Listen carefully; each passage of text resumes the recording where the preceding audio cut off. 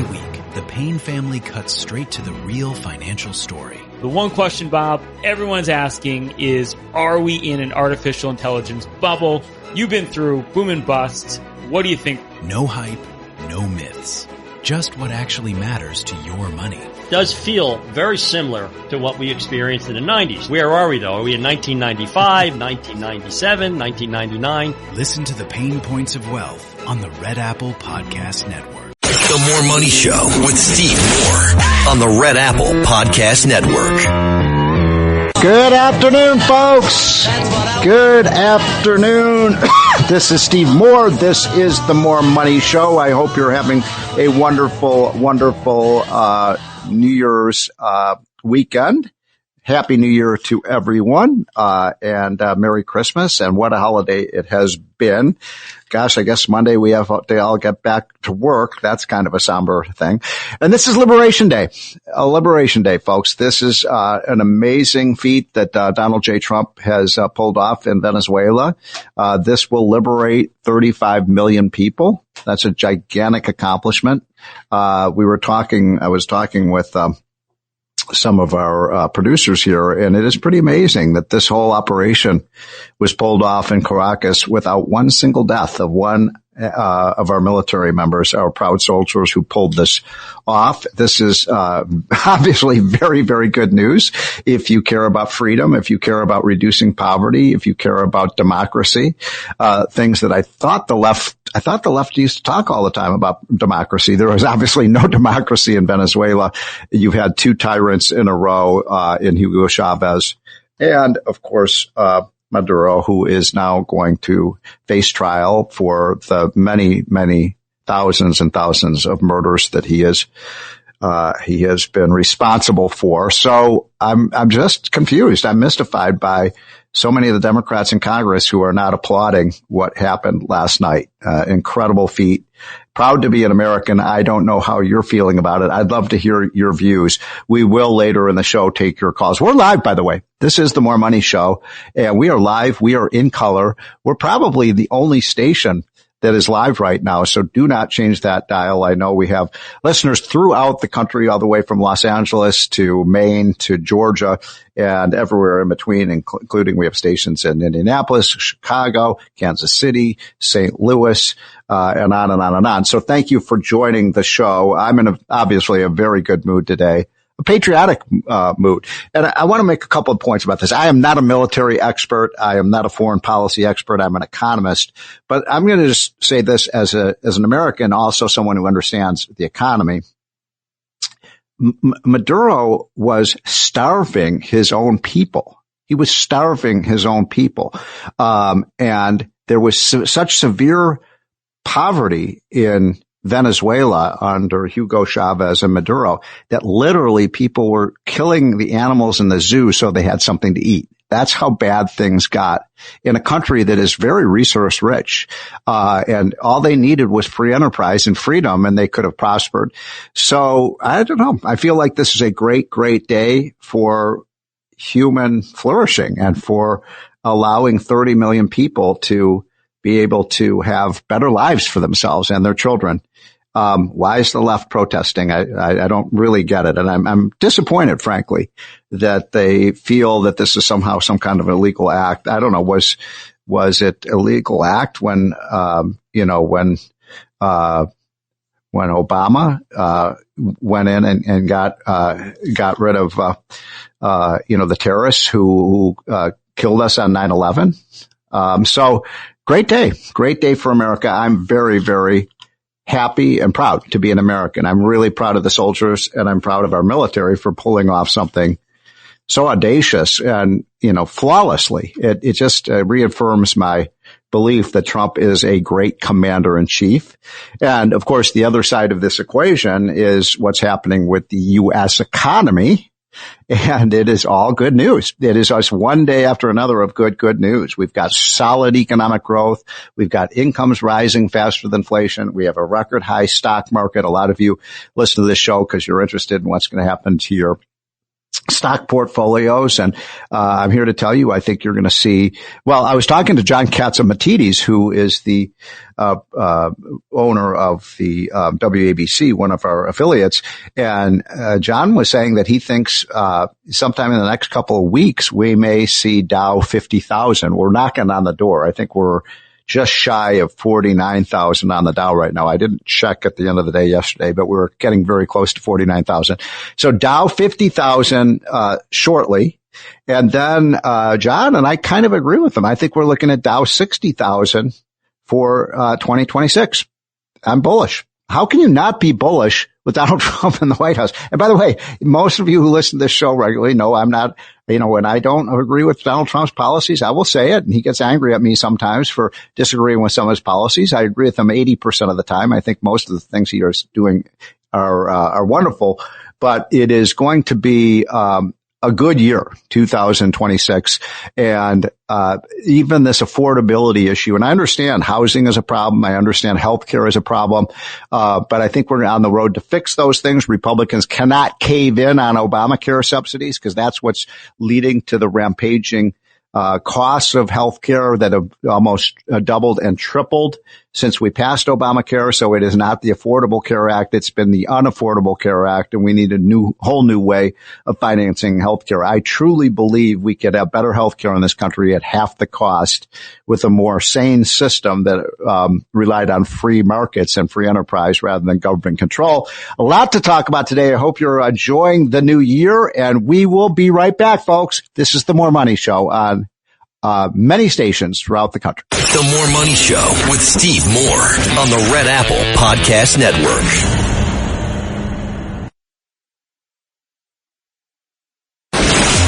The More Money Show with Steve Moore. Entertaining and informative. On the Red Apple Podcast Network. Welcome back, folks. This is the More Money Show. I hope you're enjoying the new year. What a way to start the new year with an incredible military victory against evil. And Maduro was evil. He was a narco-terrorist, killed his own citizens, was importing drugs into the United States that killed thousands of our American citizens, including our children. This is such a great, great day for freedom and prosperity. So I'm just bursting with joy. I hope you are too. I will be taking your calls later in this hour because I want to hear from you. I want to hear people on both sides. If you support what Trump has done. And by the way, I don't know all the details of this. I'm not a military or foreign policy expert. I'm an economist. I do think that we need to make sure that I believe in the Monroe Doctrine, that one of the purposes of the United States and missions is to keep the Americas free from tyranny, and that's exactly what Donald Trump has done last night with an amazing military mission. And incidentally, I'm so sick and tired of Democrats talking about threats to democracy. Was there a bigger threat to democracy than Maduro in Venezuela, who cheated on elections and got rid of elections and turned Venezuela into a police state? So my next guest is Tom Pyle, who's a good friend of mine, but I didn't bring him on because of that. I brought him on because he's one of the world's experts on energy, and energy policy. And mostly we focus on the U.S. And by the way, he's a drill baby drill guy, as am I. Let's produce as much American energy as we can. But he also knows what's going on around the world with energy. So Tom, I know it's a busy day for you. Thanks for joining. My pleasure. Happy New Year, Steve. You too. So let's just talk. I don't know a lot about Venezuela's oil. I know they've got a lot of it. But first of all, what's happened under Maduro with respect to the production of oil in that country? Yeah, well, they do have a lot of oil. In fact, they're the largest proven reserves, which means the stuff that's available right now is around 300 barrels, Steve. And we use a lot of them. We had. So, I'm sorry, how much? 300 billion with a B. 300 billion. And by the way, sorry to interrupt you, Tom, but it's because I think I don't know a lot about this, and I'm sure our listeners don't. Is that offshore or is it onshore? A lot of it is offshore. Yes, okay. For sure. They have huge offshore reserves. And, the United States built the Venezuelan oil industry back in the day. And you talk about what has happened under Maduro and previous to that, Hugo Chavez. they've decimated the industry. They turned it over to the state. They've robbed the companies that worked with them on it, like Chevron and others. Right. But also, they've destroyed their own production. Why? They've fallen to. Why would they do something so stupid? Yeah, they've from 2018 today. Their oil to market has dropped 66%. Wow. And they also have simply not invested in their well. They've stripped them. They're poorly run. They leak all the time. It's just a total and complete mess under this. So it's an environmental disaster too, right? Absolutely, yeah, absolutely. So this is a great opportunity. Yeah. I was just going to say, this is a great opportunity for the United States and the world to revive this industry and produce these resources, which would lower the price of oil globally, of course. But it's going to take a lot of time, Steve. How long?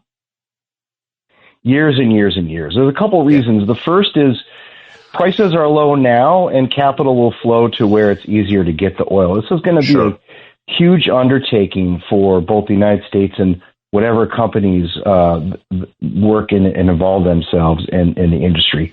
Capital intensive, offshore is more expensive to begin with, but it's just so destroyed and decimated that it's going to be a while before we start seeing a lot of this oil come back to market. So Maduro came in, well, obviously it was Maduro, and then of course before Maduro, you had Chavez, and their only source of income virtually, because they were so incompetent as socialists and communists, why would they destroy their own industry? Is it just total incompetence? Total incompetence. Government doesn't manage stuff very well, as you know from experience. Right. And they used it to feed their socialism. They didn't use it to plow. They didn't put any more resources back into the infrastructure. Wow. During the bad old days, the workers were literally stripping the fields for their copper and some other things to try to eat. So yeah, there's a lot of work that needs to be done here, but the upside is that we can import a lot of this crude because, as you know, a lot of our refineries are built to take this type of oil. Right. We export a lot of our oil from the Permian because our refineries aren't equipped to take the lighter, sweeter blends. These are heavy sour blends, and our refineries are built just for these types of oil. Also in the oil sands up in Canada. So I saw, by the way, I'm talking to Tom Pyle, who's one of the world's experts on global energy. And so, Tom, I again appreciate your joining us. So I saw a little article this morning that came out that the Russians are worried because their whole economy is based on oil and natural gas, and they don't want necessarily Venezuela to start producing again. What are the political impacts of what's happened globally with countries like China, Russia, Saudi Arabia, and others? Yeah, I saw that, and I laughed at Putin's statement about how we shouldn't be going into foreign countries. A little irony there. Yeah, a little irony. Yeah.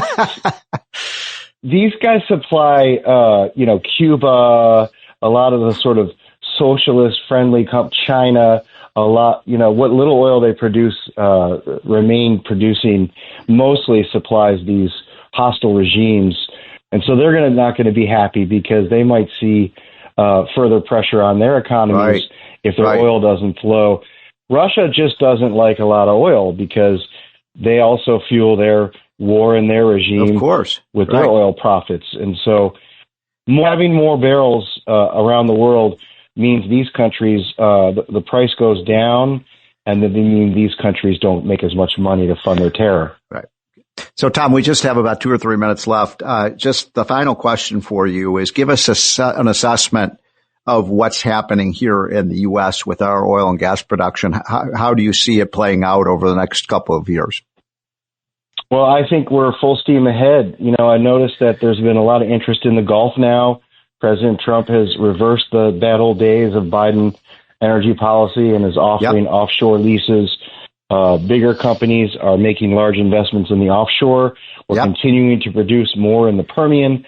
I don't see an end to our... Can I just stop you right there for 1 second, Tom? Because I heard that they were actually, not, cutting back on the drilling in the Permian because the price is so low now.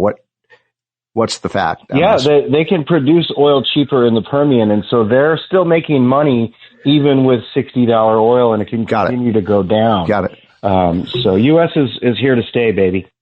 Okay. And then finally, in just our last minute and a half, what would I know this is always a hazardous question to ask, but what do you see happening to the price of oil now, given what's happened in the last 48 hours in terms of right now we're at $58 a barrel? What are we at now? I think we're up $1 or $2. I think short term there won't be a big impact, Steve, because there's a lot of questions still, right? We don't know how the governance is going to shake out. Are we going to overcome these investment hurdles? I think short term, little impact. Long term, Venezuela could matter. Not only for oil, Steve, but they've got significant mineral resources as well. Right. And those are well invested. And so I think overall, if the government stabilizes in Venezuela and we become a good partner of theirs, we will benefit, the world will benefit, and Venezuela will get back on its feet, much like we've seen in Argentina. So, Tom, how do people get you put out the most amazing research at Institute for Energy Research. How do people get access to that? instituteforenergyresearch.org. Tom Pyle, you're the best. Thanks so much for carving some time out of your Saturday afternoon and joining us. Folks, this is the More Money Show, and we will be right back. The More Money Show with Steve Moore on the Red Apple Podcast Network.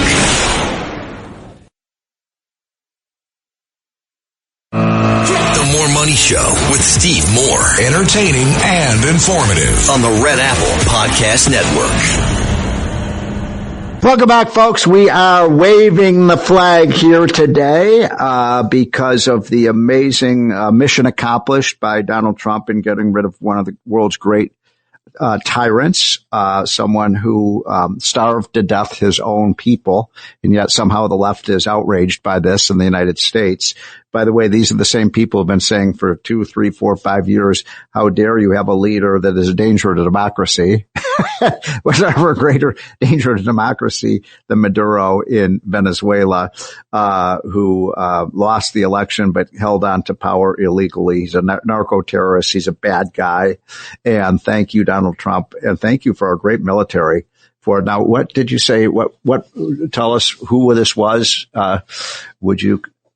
Yeah, sure. So this is the Combat Applications Group, which is more colloquially known as Delta Force. I'm sure they're having a great day because now they get to feel they one-upped their friendly sibling rival, the Navy SEALs. Hold on there. So this is sort of the Army equivalent to the Navy SEALs? Certainly. They are handpicked. They're called the Delta Force? Absolutely. Right. How many are there? That number is bound to be classified, but I guarantee you every one of these guys who went in was already trained in Spanish. They knew the local dialect, the politics. They had, a sense of who's who. They're not relying on facial recognition software to pick out Maduro's cronies or separate, our friends on the ground from enemies. They already know, with all the training and experience they have, what to go in, what to do, what not to do. And, mission accomplished. Hats off to you all, and we appreciate what you did. Well, that is Connor Clark, who served our military. You were in the Army, is that right? Yes. Yeah. So you know about what this was an amazing, amazing feat. It really was. I'm proud to have served alongside a bunch of translators. I was one myself, but not for Spanish. Typically the best Spanish translators are native speakers themselves, so I'm sure there were a few among this group. But they have years of experience, not just in one region. A lot of these guys will have been veterans of Iraq, Afghanistan, Syria, even places they can't talk about.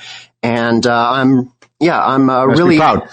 I am, and I bet you they are feeling for those who do have connections, whether it's parents or grandparents from Venezuela, which might be why some would have been picked for this mission. So how long do these guys train to be part of Delta Force? I mean, it must be years of training, right? Yeah, a lot of these special forces guys alternate between, training missions and operational missions. Wow. So their understanding, they might be embedding with, locals, not in Venezuela, of course, but in, say, Colombia or, friendly countries like, El Salvador. So they're getting to know at least the culture before, they, specialize in these high stakes black op missions. Now, one of the things I find most remarkable about this, Connor, and I'm not a military guy, you are, and thank you for your service, is how they were able to pull this off with, it appears almost no casualties of our forces, which is incredible. Yeah, that's, no fatal casualties. Casualties does include wounded, and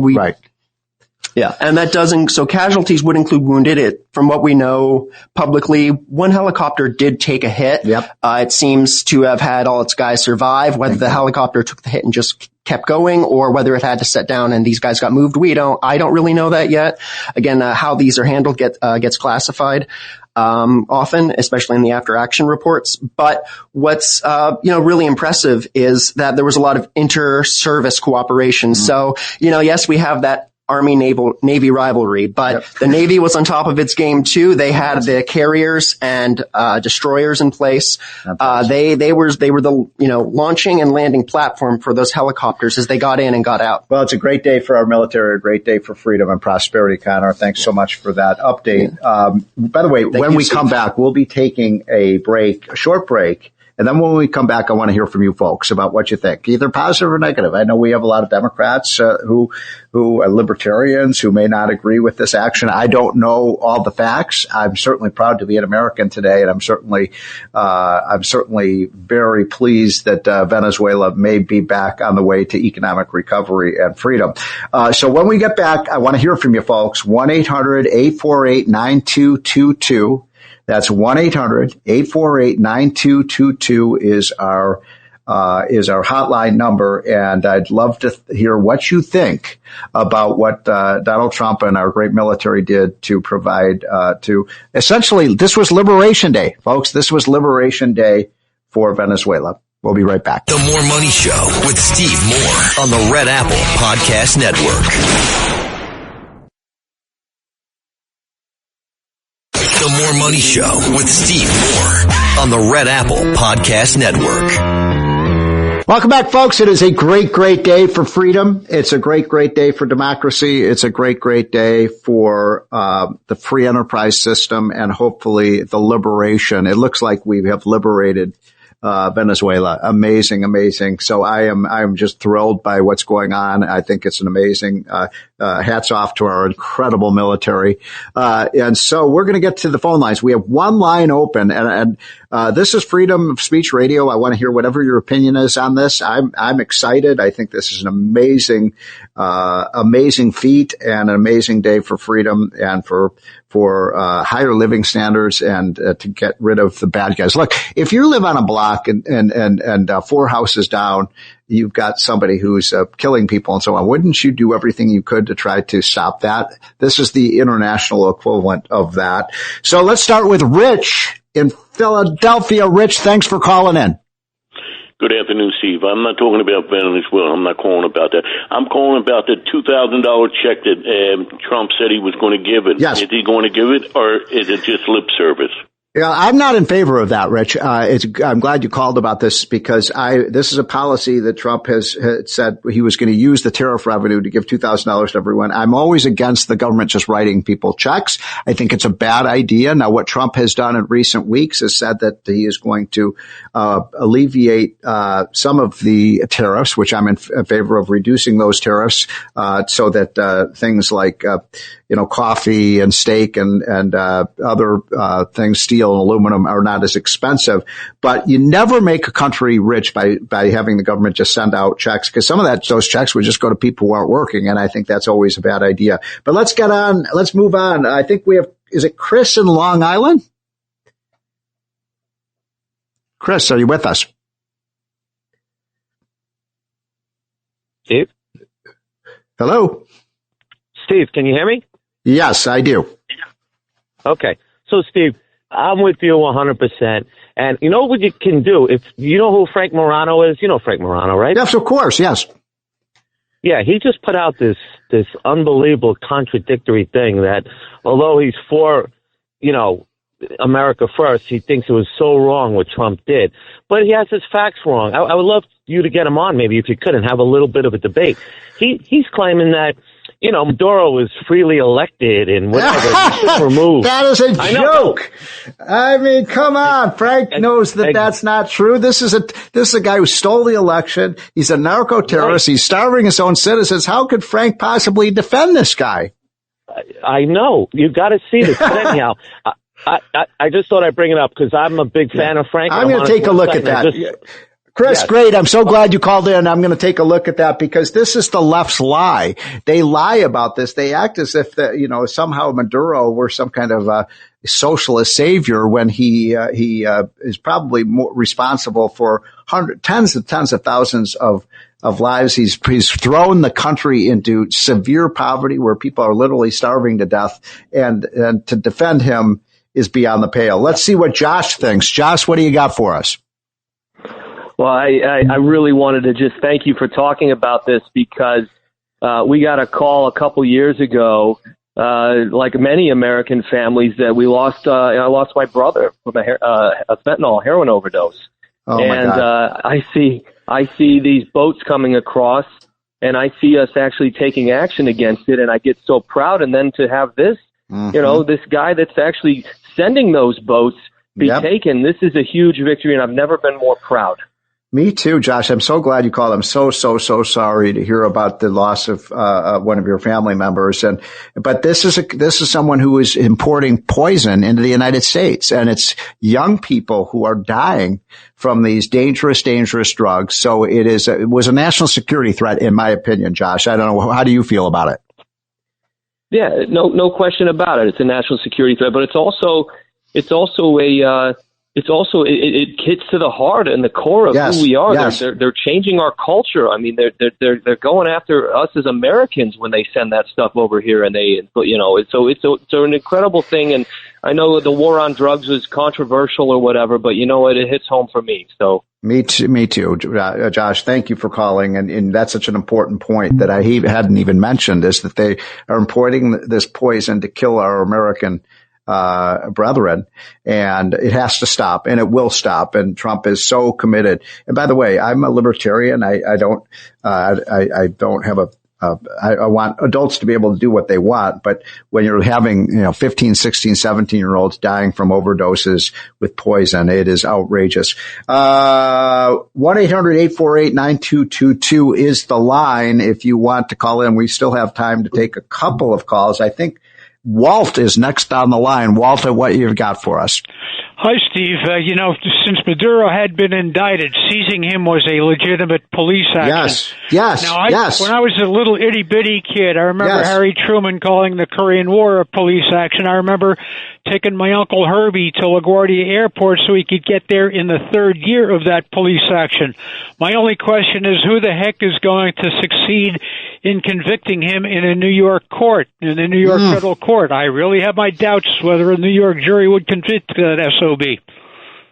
Walt, that's a really good point. I had not thought of that, but, it is sad to me, by the way. Good call, Walt. It is sad to me that just as this happens, we have the new mayor of New York City, who was democratically elected. I get it. He is the mayor. He was elected by the people, but he has some really very dangerous ideas. And when he talks about collectivism, that's a really dangerous thing. I mean, as the Wall Street Journal said today, collectivism was really the excuse for so many of the atrocities of the 20th century, whether it was, whether you're talking about Hitler or Mao or so many of the other tyrants of the world that preached collectivism, and they used that government power. Because what Mandani is saying when he talks about collectivism is this idea that the government will run the economy, and you're giving more and more power to these politicians, and oftentimes they use that power in an abusive way. And we know that. And so I just find it sad. I mean, look, I hope Mondami turns out to be a good mayor. I'm willing to give him a chance, but I don't like his rhetoric. I think it's all wrong. Rugged individualism is what built this country. Rugged individualism. He's talking about some kind of compassionate collectivism. By the way, we have a responsibility as individuals to be compassionate and to look after our fellow man. I'm not so sure that should be the role of our government. 1-800-848-9222. We have still a few minutes left for some callers if you'd like to call in. Mr. Producer, who is next? You're on, sir. Peter? Hi. Tony, how are you? Happy New Year, dear. I want to wish you all the best. And I want to tell you, we were listening last night on WABC as the strike was happening. Mm-hmm. And I'm going to coin the phrase bananacrats. These are Democrats from the Banana Republic, bananacrats. And they were all, giving all their silly little reservations and concerns. Many people were all for it. Other people had concerns. And I got the feeling, Steve, that we're living in the best of times and the worst of times because for all that we have such a great president who I think is the greatest president next to George Washington. That's my feeling. Wow. I saw how much George Washington did for our country. I did a read of his life with Ron Chernow and how he sacrificed and gave up so much to fight that war that had he not been there with Providence and he was God-fearing, we wouldn't have had a country. I feel the same way, Steve, with President Trump, that he has, been 24/7, always there, always watching, always protecting. We'll never get anything like that again. Yep. And I want to thank you for all you do. Yep. God bless you, Steve. Thank you. Really great call. And I agree. By the way, George Washington was our greatest president. No question about it. And Donald Trump wants to be one of our greatest. I've met with him in the Oval Office, and I know this is one of his goals, to make America great again and to go down in history as one of our greatest presidents. And I'd say after the first year of his second term, he's well on the way. I mean, it's hard to argue much against anything that he has done so far in this first year. We have Peter back on. Peter, we lost you. Glad you called back. Yep. Venezuela, wonderful news, but just remember, we just lost New York City. Yes. We probably lost the twin, Milwaukee. I know. We're going to lose California. I know. I think Bloomberg and Soros are still ahead, and Trump is behind. That's just my opinion. Peter, thank you for calling and saying that because it worries me. I love this country. I love our great cities. I love New York. I worked at the Wall Street Journal for 10 years and spent a lot of my time in those 10 years in Manhattan. And it is the most important city in the world. And to see someone who's kind of cuckoo for Cocoa Puffs coming in and leading that, who's 34 years old, well educated, but doesn't know anything. There's a difference between being smart and having wisdom, and he has no wisdom. This is a man who has no wisdom about how the world works. He's a smooth talking guy. He's attractive. He's got a nice smile. But so does a cobra. And I'm very worried about that. Do we have another caller, Mr. Producer, that we could squeeze in? Justin, you're our last caller for the hour. Thanks for calling in. What do you got for us? Justin, are you there? Yes, you're on, sir. Yes, go ahead. Hello. You're on. Oh, it's Joseph Fairfield. Yeah. Oh, Joseph, sorry. Go ahead. Yeah, President Trump is a providential president sent at this time to protect Americans, and he's totally defended by the unjustified and morally justified by the Monroe Doctrine in 1824, and also the corollary and Theodore Roosevelt's corollary.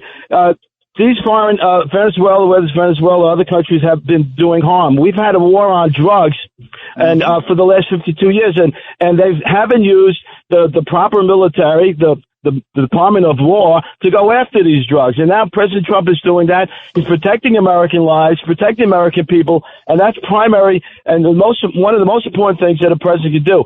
So we are blessed to have him at this time. He is totally justified in what he did, and to protect all of America, South America and North America, and also Greenland. I believe that's the next step.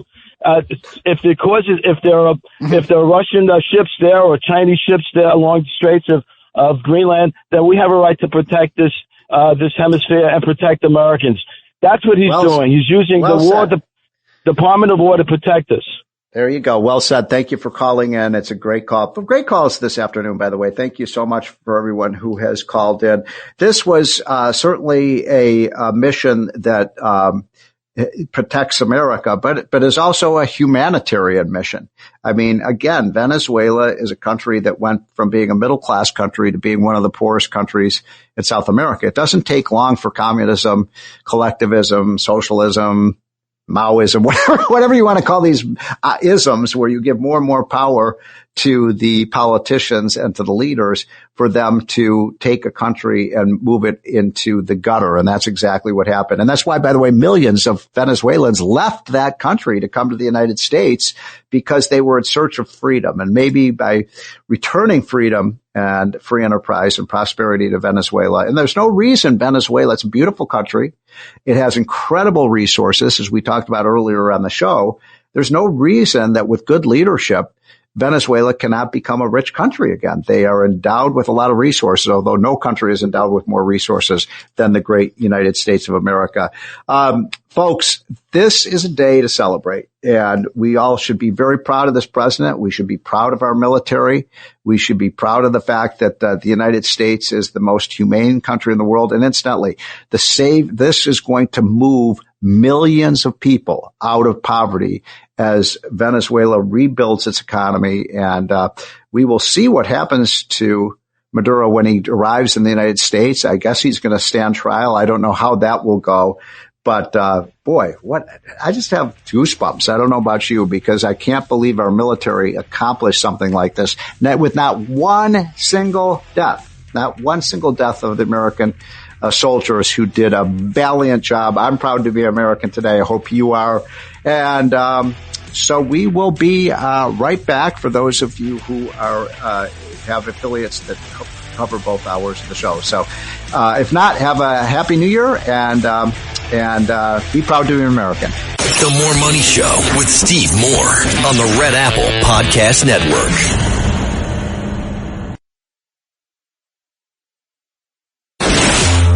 More Money Show with Steve Moore. Entertaining and informative. On the Red Apple Podcast Network. We're back, folks. This is the second hour of the More Money Show. Thank you so much for joining. We are, of course, on WABC, the number one talk radio station in these United States. Wow. I was just looking at the countries that are condemning what Trump did in this incredible victory for democracy, for freedom, for peace and prosperity. An amazing military operation to get rid of one of the world's greatest tyrants, a murderer, a man who murdered his own citizens and has murdered not millions, but thousands of Americans by importing lethal drugs into this country. This was an incredible feat of military prowess. And so I don't know about you. I'm extremely proud to be an American. I'm proud of this president. And by the way, I'm a straight shooter. I call balls and strikes when I love Trump, but when he does things I don't like, I will tell you I'm not a big fan of his tariffs, for example, but this was an incredible accomplishment and achievement. And so I'm looking at this article that just came out. I'm going to look this up because I don't want to misstate this. This is from Axios. All of these countries are condemning what Trump did, including, not surprisingly, China, Russia, Brazil. I don't know why Brazil would condemn this action. He's trying to bring freedom to South America. And then how about this? The EU, the minister of the European Union, is condemning what Trump did. Boy, they're really great allies of ours, aren't they? Aren't the Europeans great friends of ours? She's amazing. By the way, I did write, you heard that little clip from Donald Trump, where he called me out. I was very proud of that. And, he talked about my book, The Trump Economic Miracle, which, by the way, you can get and is a great summary of what Trump did in his first term and what he's doing so far in his second term. But I only bring this up because I believe what happened yesterday was a miracle. I don't know if we could have had any leader of our country today that could have pulled this off so flawlessly.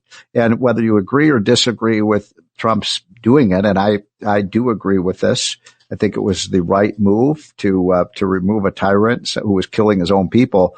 It was a humanitarian act, by the way. This was not an act of aggression. And, but what's really important here is that this gives Venezuela a new lease on life. This will move millions of people out of abject poverty. So if you care about your fellow man, if you care about democracy, how could you be against this? I'm puzzled by that, the fact that there's been so much opposition to this. One last point before I've got an all-star lineup, by the way, for the second hour. We're going to have Kelly Loeffler on, who runs the SBA, to talk about small business. One of my great friends, Rob Arnott, who is one of the top investment advisors in the United States, will be coming on. And so it's going to be a great discussion we're going to have. But I'll simply say this, that our economy is growing right now at about 4% over the last 9 months, which is spectacular. We'd be growing even faster if we didn't have that stupid government shutdown that Chucky Schumer gave us. But this is an economy that is firing on all cylinders. And so, I don't quite get why Americans are kind of in a glum mood about the economy when things are going so well. People's 401k plans are higher than ever before. We have a study at Unleashed Prosperity that shows the average family gained $22,000 after inflation in their retirement accounts, in addition to the increase in their income this year. So, we're flying high right now. We're flying high with respect to our foreign policy, our military policy, and our economic policy. So it is a good time to be an American. We're going to take a quick break, and when I come back, we're going to be on with Kelly Loeffler, who is a member of Trump's cabinet, runs the Small Business Administration. We'll be talking to her about the economy and what happened yesterday in Venezuela. So stay tuned. We'll be right back. The More Money Show with Steve Moore on the Red Apple Podcast Network. The More Money Show with Steve Moore. Entertaining and informative on the Red Apple Podcast Network. Welcome back, folks. This is the More Money Show. I am very pleased to announce my next guest, which is Kelly Loeffler, who is the head of the Small Business Administration. She's a key, integral part to the Trump cabinet in terms of growing our small businesses and making sure we have the best small business environment of any country in the world. She's off to an amazing start. Small businesses have done very well this year. And prior to that, she was a senator from Georgia. By the way, Kelly, thanks so much for joining. Great to be with you, Steve. Excited to have a great conversation about the Trump administration. So speaking of that, by the way, I was reading your bio, Kelly, and Kelly and I have known each other for many years, and I just want to salute you for the great job you've done at SBA. But is it true that you are an alumni of University of Illinois? That's right. I got my undergrad at the College of Commerce there. Wow. Way back in the 1900s. Yeah, long ago. You know who else did? Did you? Yes. That's epic. Too. And I was in the College of Commerce, so we have a lot in common, Kelly. That's amazing. Oh, great. I'm so sorry I didn't know that, but that explains a lot of good stuff. Know it either. But by the way, ILL. I. There you go. I knew you could. Okay. So Kelly, first of all, what a night last night. What a president we have. I'm just so proud to be an American here. And this is, in my opinion, an act of peace, an act of prosperity, an act of humanitarianism, of giving Venezuela a new lease on life. This is a man who murdered hundreds of thousands of his own people, and people were starving to death in the streets of Caracas.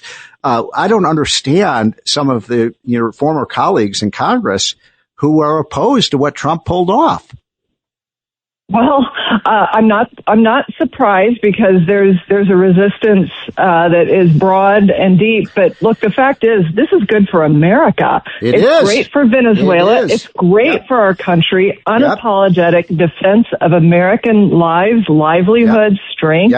And also, this explains why the investment in our military is so critical to be able to operate like they did, that strategic effort to make sure that, no lives were put in danger. Our military, thankfully, minimal injuries, it sounds like. Everyone was safe. The equipment came back, and we completed the mission, and God bless our military, because this is what it's all about. Not one single loss of life. Isn't that the most amazing military operation you've ever seen? It is, and this is just the start. I mean, there's so much to unearth here about the destruction that he's done to the country, to his people, and this is getting back to the rule of law. And I just was thinking this morning, I was like, we can be unapologetic about this moment, because we're getting back to protecting Western civilization, Western values, and it's led by America. I was on talking to Larry Kudlow earlier today, who's on this station before I come on. We have 5 hours of free market economics on WABC, but he was making this point that I agree with, which is there's something called the Monroe Doctrine, which is 200 years old in this country, which was we defend our neighbors in this region of the world. That's right. Very necessarily so, as was exhibited last night. But also, look what's going on in Europe. I mean, there's some real challenges over there, and it's very cautionary for us, because a lot of times things start in Europe and they spread to this country. And so this exceptionalism around the world is absolutely critical for the United States right now. Well said. And by the way, I was just before you came on, I was reading some of the list of some of the countries that were, quote, condemning Trump's actions. And now, not surprisingly, China and Russia and some of these other tyrannical countries did. But the EU, I mean, what the hell is wrong with the EU? Well, it's well documented what's going on over there, and they've created their own challenges, and fortunately we're learning from it, and we're drawing the line, and we're going to continue to do that. And I think we're going to see continued outperformance. Look at Germany. I mean, you and I love economics. We love business. Right, Germany has never returned to its pre-COVID GDP, and we're above it leaps and bounds. I mean, this is what happens. You're holding back people's opportunities, their national security, their economic security. So this is a critically important moment.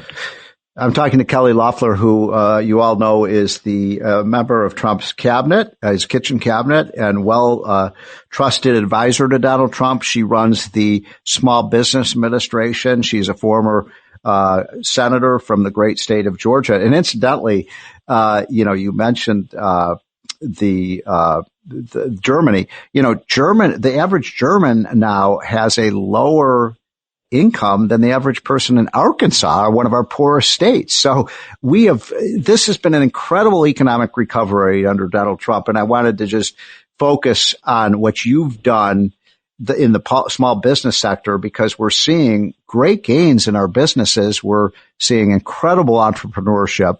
And so just tell us about how you would rate what's going on. Because I hear all the time, the big businesses are going really well, but not small businesses. But I talk to small businessmen and women who say they're doing great.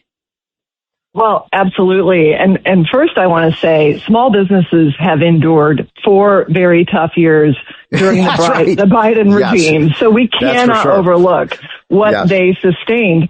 But when people say, well, small businesses are less sophisticated, they can't adjust and adapt like big businesses, what an insult, what a misstatement. And the facts do not bear that out at all, because we are at a record 36 million small businesses in America. It's 99% of all businesses.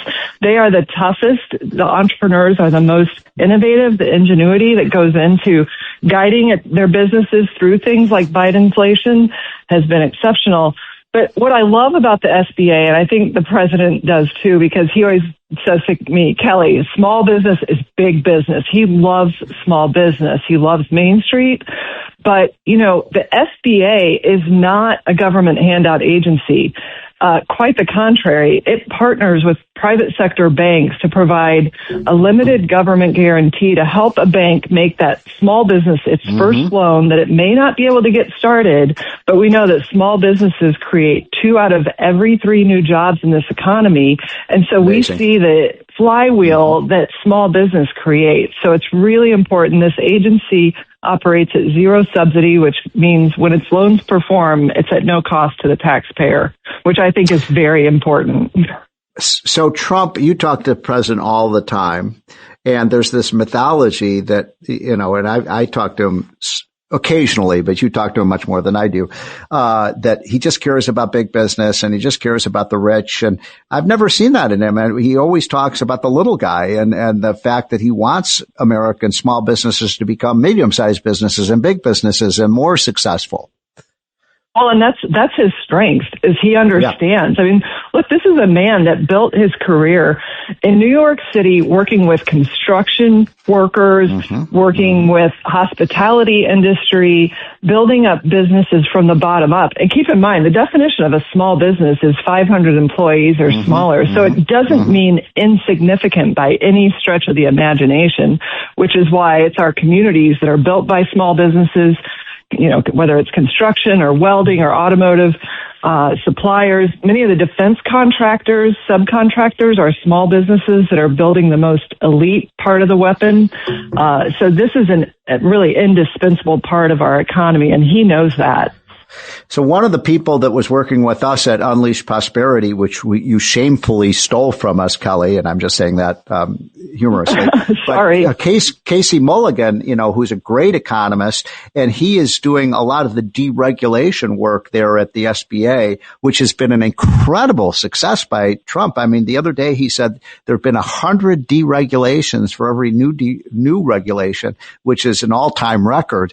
And so what you guys are doing at SBA to take the burden of some of these outrageous regulations off of their back, I just want to salute you for that. It's been amazing. And I know Casey's played a big part in that. Well, Dr. Casey Mulligan was one of my first hires at the SBA, and I felt pretty brilliant for doing it. I think one of the things I've done in building businesses in the private sector is pride myself on a great team. And he was so recognized that the White House has asked him to lead their deregulation strike force, which the SBA is doing now, and helping deregulate to the tune of hundreds of billions of dollars because of what the Biden administration did to small business.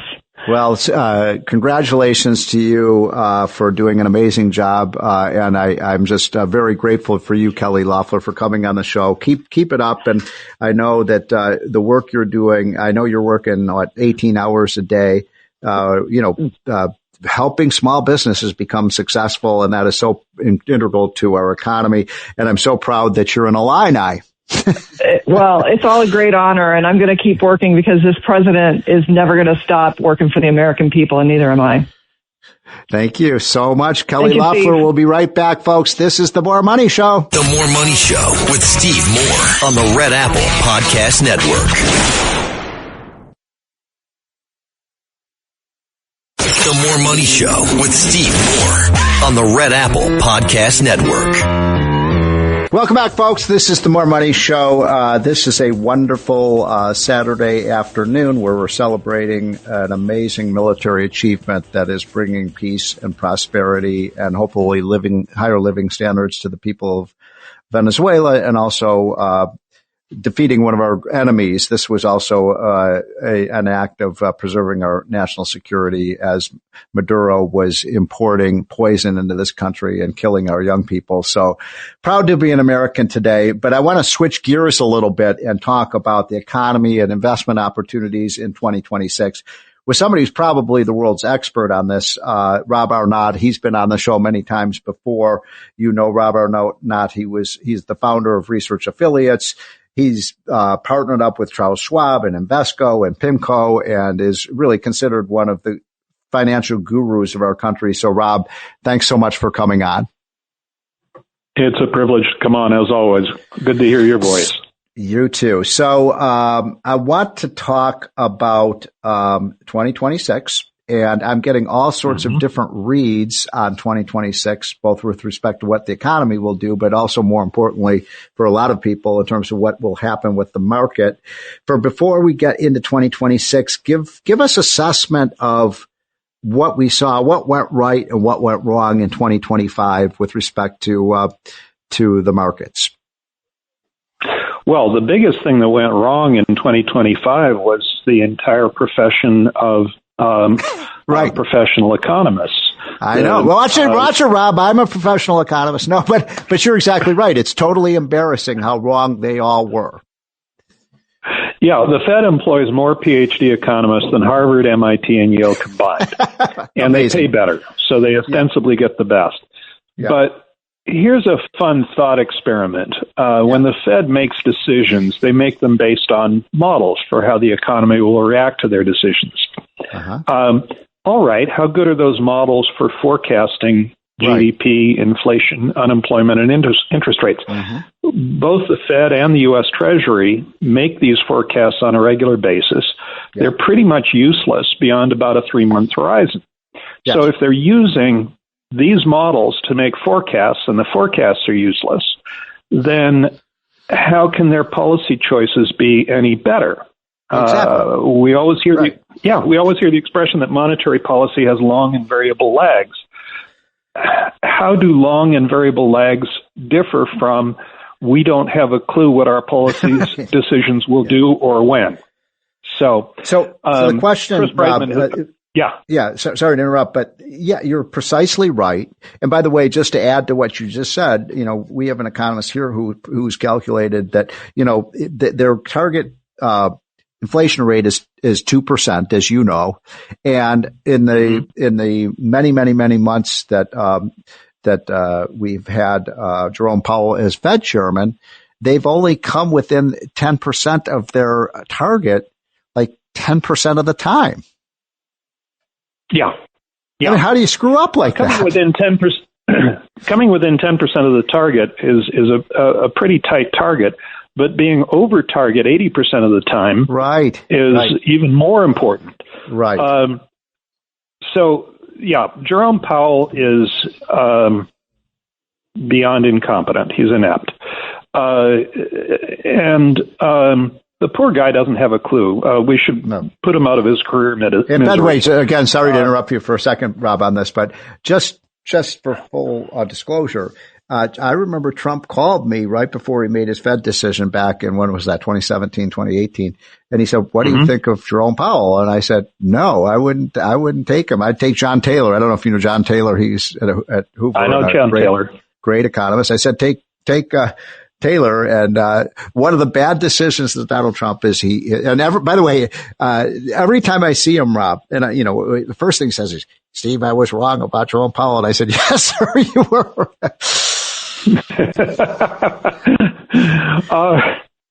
He might have been good at investing, but he wasn't very good at managing the nation's money supply. Yeah, that's the other thing that's fascinating, and that Powell doesn't get, and in fact the entire neo-Keynesian economics profession doesn't get, is that stimulus doesn't stimulate. Yes.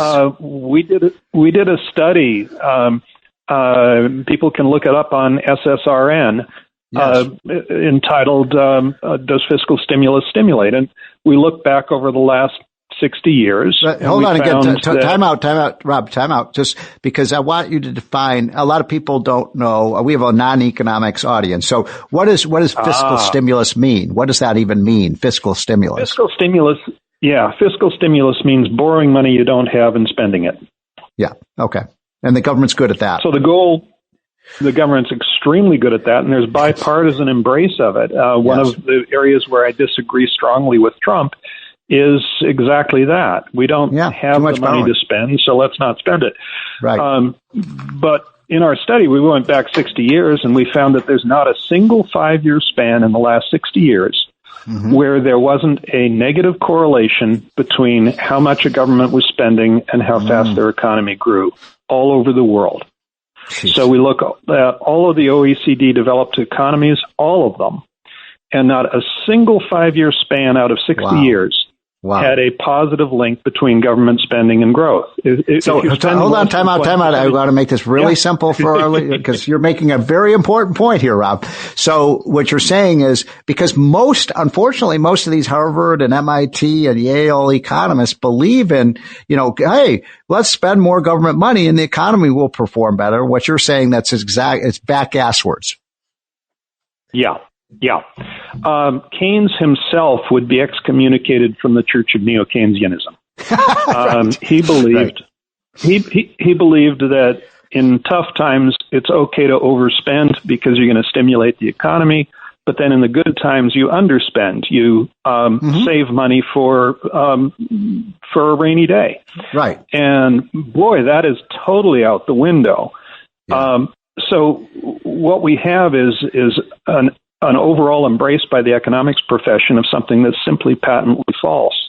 I think part of the reason for that is a really simple reason, and that is most of the economics profession now is paid by the government. So they want economists who will say government spending is good.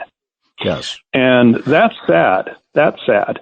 So you have a whole takeover of the profession by government. So anyway, we looked back over the last 60 years and we found that the more government spends, the slower the economy grows. If you're spending less than 30% of GDP at the government level, growth averages 3 to 4% per person per annum. So with a growing population, it'd be 4, 5, 6%. If you're spending over 50% of GDP, as parts of Europe now do, your growth slows to about 1% of GDP. Now, 4% of GDP means that your economy doubles, more than doubles, every generation. Your kids will be twice as rich as you. Right. So cool. Right. 1% a year means you have to wait 3 generations to double. So your great-grandkids will be twice as rich as you. Well, that's not all that exciting. So the economics profession has had a terrible miss. Stimulus does stimulate something.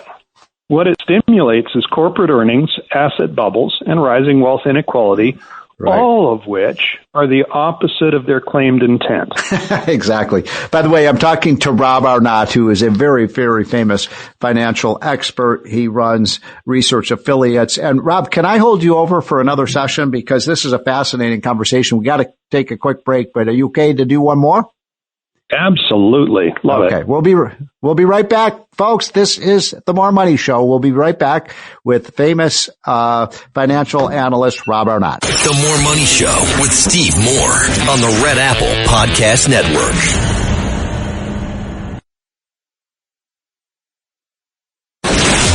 The More Money Show with Steve Moore. Entertaining and informative on the Red Apple Podcast Network.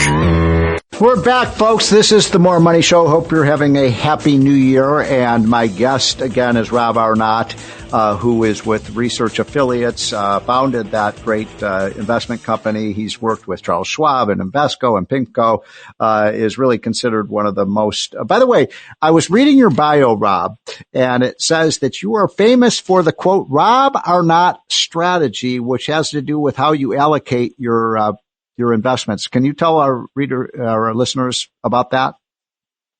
Sure. It's called RAFI, Research Affiliates Fundamental Index. RAFI, basically the big indexes in the world choose stocks based on how valuable they are and weights them based on how valuable they are. What does that mean, how valuable they are? Market capitalization, the total value their market of cap. The Okay, got of it. A company. Yes, right. So, if a company is worth $5 trillion, it gets 5 times the weight of a company that's worth $1 trillion, which gets 10 times the weight of a company that's worth $100 billion, and so forth. Got it. And that makes intuitive sense. That's a very sensible way to do things, because you're going to wind up owning the market, which is cap weighted, and you're going to track the market, and you're going to be able to do that with negligible fees. But wait a minute. Isn't that sort of like what an index fund does? Exactly what an index fund does. Okay, got it. Index funds are all tied to these cap-weighted indexes. Now, think about it, though. If a stock doubles, your exposure to the stock doubles. You don't take profits. You wind up owning more of the stock after it doubled than before it doubled. Where is the sense in that? RAFI simply says, how big is the business? Using multiple measures like what's the company's total sales or profits or book value or dividends plus buybacks, different financial measures of the economic footprint of the business. So RAFI then says, let's choose the 500 or the 1,000 largest businesses in the United States, and let's weight them by the size of their business. Now, what does that mean? That means NVIDIA, which is trading at 2 to 3 times the average valuation multiples of the stocks in the U.S., gets down-weighted. Well, why would you want to do that? NVIDIA is an amazing company. It is an amazing company, and it's been growing very fast, but that's reflected in the share price. In order to help your performance, NVIDIA has to beat lofty expectations. In order to hurt your performance, ExxonMobil have to underperform bleak expectations. So Rafi says, okay, ExxonMobil's still a bigger company than NVIDIA, so it gets a bigger weight. And, oh, by the way, if ExxonMobil tanks, then Rafi will say, thanks for the deep discount. I'm going to top it up. If NVIDIA soars, it'll say, thanks for the lovely high price. I'm going to take some profits. And so it earns a rebalancing alpha. I see. It gives you a stark value tilt, and it beats the value indexes by relentlessly by 2.5% a year, compounded over the last 20 years since the idea was launched. So this is what we're best known for. Okay, so I want to make sure I understand this because I'm not an investment guru by any means, as you are. So you're sort of saying, let's take NVIDIA, because that's the classic example. Their market cap rate, I saw the other day, it's like near $5 trillion. It's incredible. Correct. So you're saying that their expected performance is already priced into the stock. Yeah, their annual sales are not yet $200 billion, so they're selling at 25 times sales. Not 25 times earnings, 25 times sales. That's a stupendous multiple. And is it a wonderful company? Yes, but it's in the price, and it won't help you unless it takes that $200 billion of sales and turns it into $500 billion, then $1 trillion, then $2 trillion. It has to grow by huge margins in the years ahead in order to justify today's price. If it doesn't, it's too expensive. So you're, by the way, you're not saying sell NVIDIA, are you? No, it's a wonderful company. Right. And it's in the top 20 in RAFI in the fundamental index. It's one of the 20 biggest businesses in the U.S., but it's not number one, not by a long shot. Got it. So as that's the strategy we're best known for. And it has worked over and Schwab. Invesco and Schwab and PIMCO all have RAFI-based strategies that they offer. Our business model is to develop ideas and to license them through major distribution platforms. So we have to have good ideas for them to embrace the idea, because they have R&D teams that are very capable of developing good products. So unless our products really rock, they're not going to be embraced by big organizations like Schwab or PIMCO. But these ideas do rock. So how do people how do people find out more about this? Did they go to the website or Research Affiliates website? If you go to our website, which is researchaffiliates.com, there's our ideas page where we post our research, and our products page where we post links to PIMCO and Schwab and Invesco and others who offer our products. And then you can look for the product that fits your target market. But RAFI has beat conventional cap-weighted value in investing by about 2% a year for the last 20 years. Incredible. And that's a lot. Huge. That's a lot. Okay, so let me ask you about two investment questions that I have. One is, and these are related to policy. By the way, I think the first time you and I met, Rob, was in the office of Rand Paul, my favorite senator. I think yours too, who's a libertarian. I think. Yeah, and he's doing an amazing job. So, you know, we want limited government, but we're seeing government continue to grow. Even under Donald Trump, it's growing, and the Republicans may cave in on this healthcare fight. So how big of a problem is this for our country? Oh, it's a huge problem. We will have a financial crisis if we continue down this path, and it's a crisis that could dwarf the global financial crisis. you can't spend money you don't have indefinitely. Right. And that's what we're doing. I would say that there's more stupid ways to spend money and less stupid ways to spend money. Sending checks to people is, it's stupid, but it's not as stupid as sending checks to random overseas recipients or sending checks to Somali refugees running fake daycare centers. Yes. Sending checks to citizens who will turn around and spend the money is about the most efficient waste of money you can imagine.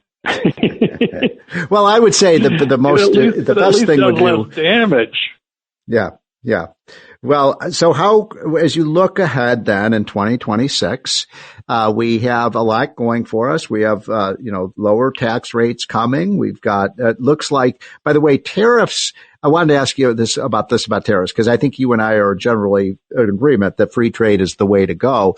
And what I've been saying about Trump's tariffs, and I want your reaction to this, Rob, or not, is that I don't like his tariffs, but I do like some of these trade deals that he's getting, where he's getting other countries, I'd say forcing other countries to either reduce their tariffs or invest more in the United States. And so my line is, I don't like the tariffs, but I like the trade deals, and I wonder what your reaction is to that. There's a book from 2,500 years ago by a guy named Sun Tzu, a general in China, called The Art of War. Yes. Donald Trump studied this closely in college and has built his life on a foundation of that book. In fact, Art of the Deal was named after Art of War. Interesting. In that book, Sun Tzu lays a foundation for scaring your adversaries, for winning without having to fight, by deceiving your adversaries, by bullying your adversaries. Trump lives Art of War. So if you want to understand Donald Trump, read the darn book. It's a short book. It's a fast read.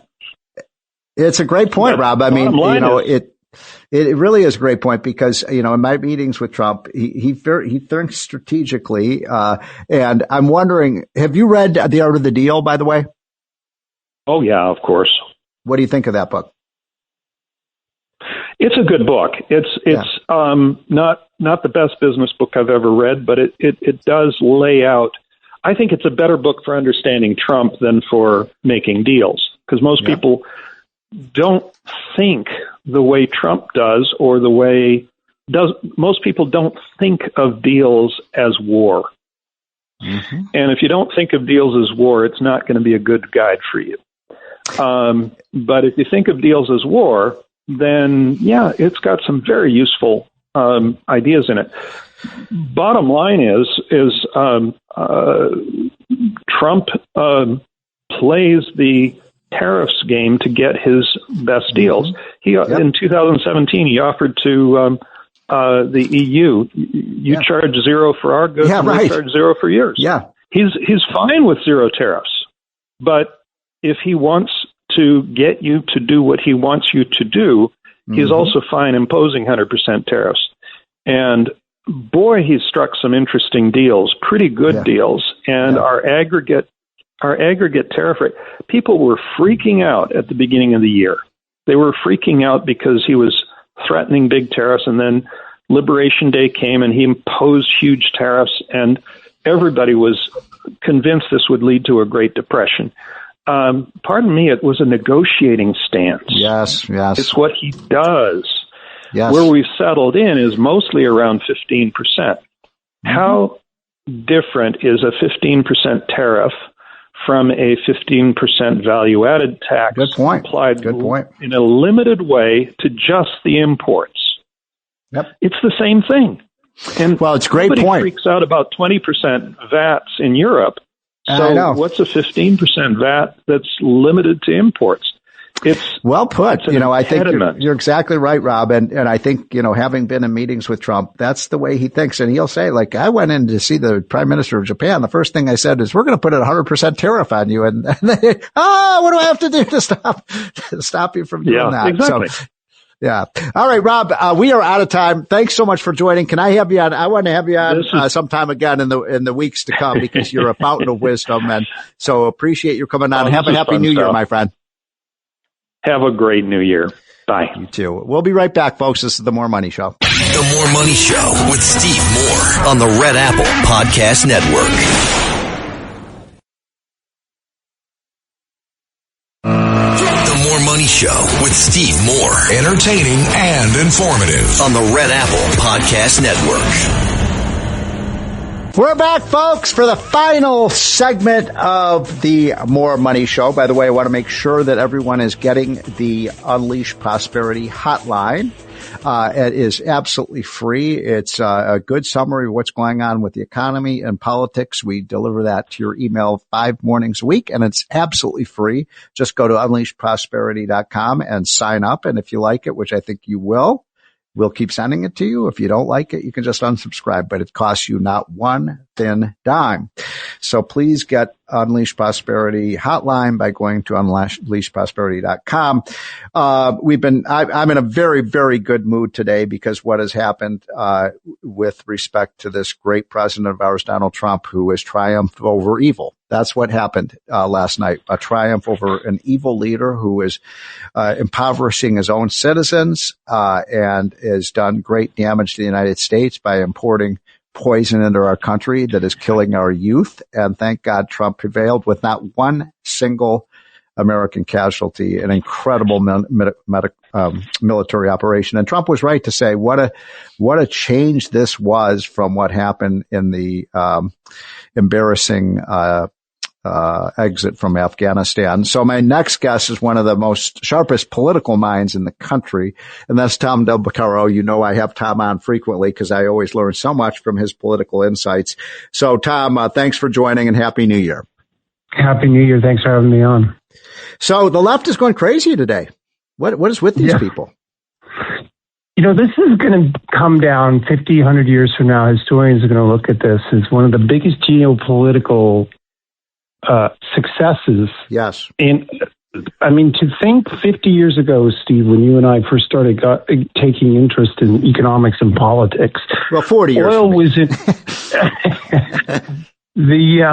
oil was in control of some bad Middle Eastern countries, right, Russia, right, and Iran after the fall of the Shah, and now look at where the Venezuela tilting west and the potential for Iran to tilt to the west is an enormous change for peace, because it takes it out of, and Maduro is one of the most evil people on the globe. Yes, he is.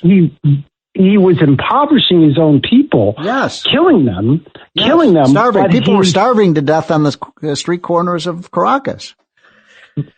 And he was poisoning the world. His narco-terrorism wasn't just confined to his waters. It was going everywhere. So this is an unbelievable thing. Now, look, I'm a little concerned how we said we're going to be running the country now. I'm reminded what Lincoln said, that wars can only be prosecuted as long as the public supports it. And the public needs to support this, and they can't be there too long in what they're doing. But 50 years from now, when you and I are discussing this, it's going to be a huge success. I agree with you entirely, Tom. By the way, I didn't do a full intro to Tom Del Beccaro. He's been a friend of mine for so long that I just figure you all know who he is. But of course, most of you do. He is the author of a great book that I just find really illuminating, and everyone should read. It's called The Lessons of the American Civilization, which is a fantastic book. But he also was, a patron saint of lost causes. He was the head of the Republican Party in California for many years. But Tom, when I hear some of the objections of some of my liberal and friends, I don't know, sometimes I feel like they're not even rooting for America. I just don't get it.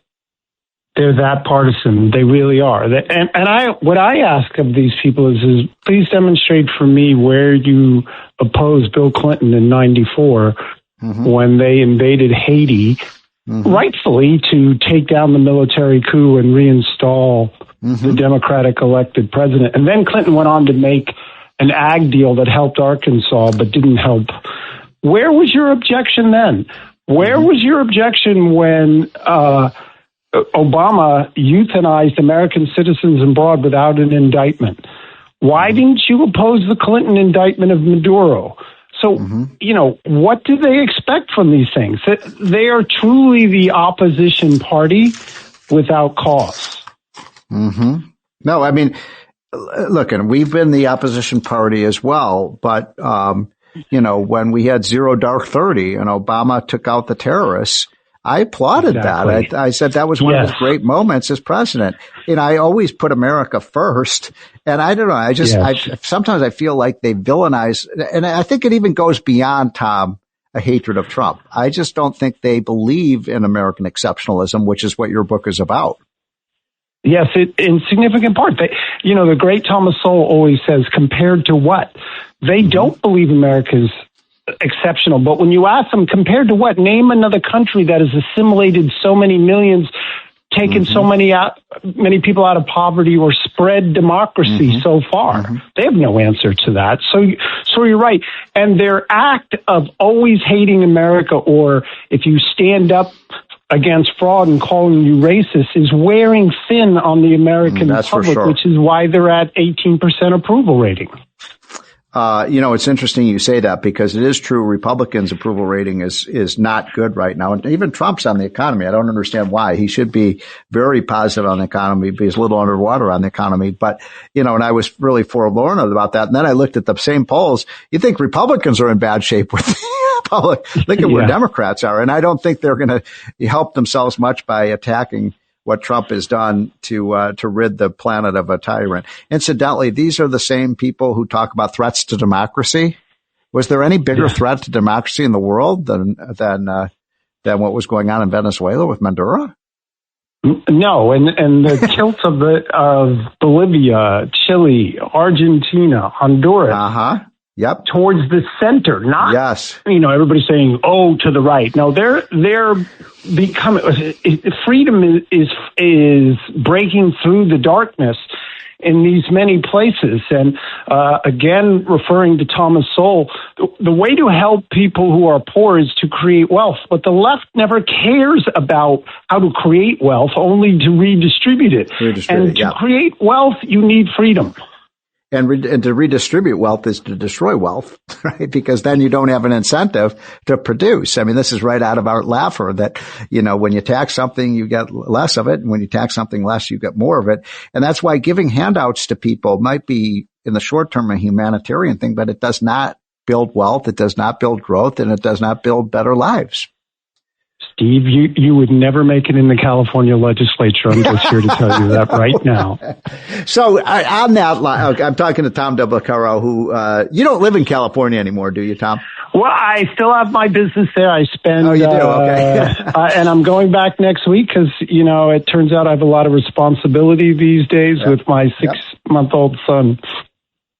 Oh, congratulations, by the way, for the new child. So I ask this almost every time you're on my show, but so if those of you who listen to the show often have heard this already, I want your assessment of the front runner for the Democrats in 2028, which is, of course, the Gavin Newsom, the slick governor of California, who I call Governor Hair Gel because the hair is never out of place. How big of a threat is he to the Republicans, and do you think he might be the next president of the United States? I don't know if you remember at one of the prosperity dinners where I warned of the coming of Newsom. I remember. You warned us. Yep. And the answer is he may have peaked early. We have so much scrutiny these days, and the Americans know the results. Ask Stephen A. Smith the results of economics in California. But also, we're starting to do scrutiny on what the other aspects of Newsom, the fraud, the deficit problems, and all of these things. Having said all that, give him credit for making himself the foil to Republicans nationally. That was his goal. He succeeded.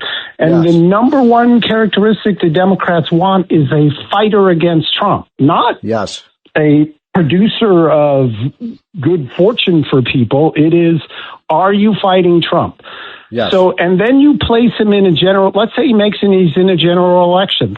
And that means one of two people are going to win. And we need to remember, as bad as Kamala Harris was, and she was awful, she finished within 1.5 points of Trump in the quote, the general election results. So we have to take these people seriously. And that's why you spend so much time trying to get people to understand that, in fact, the economy he's building is good and the results will be even better. Well, great points, Tom, as always. And, the point is that I was thinking about, Bill Clinton, how he just kind of sprung onto the scene and came out of nowhere and won that election in 1992. And by the way, I'm a fan of Bill Clinton. I think he was a pretty good president. We had 4 balanced budgets. We had prosperity. We had lower taxes.